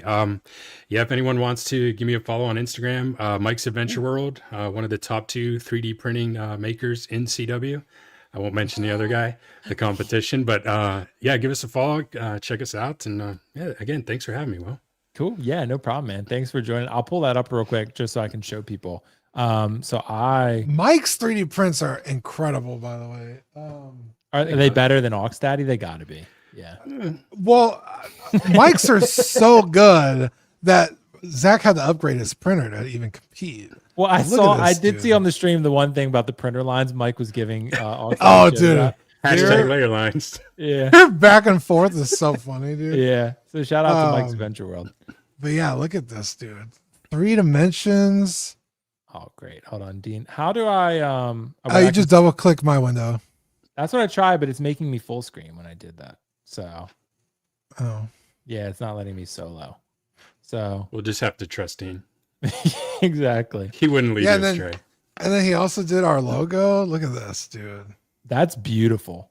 It's okay. So Mike's goated. Yeah, Mike's goated. That's it. That's the only reason I came. Yeah, exactly. Mike's goated. So guys, shout out to him. Follow Mike's Adventure World and appreciate it. Definitely follow him. We did get some channel members, by the way. Jay, shout out to Jay being an awesome piercer that he is. Dude is amazing. Living out there, I think in San Diego. And Timberlake the Spider Monkey, dude, thank you so much, man. Again, that amazing username. Guys, I posted some links. I created another channel, Wolfox Vacation Clips, for short form content. Would love it if you would subscribe to that, watch some of those.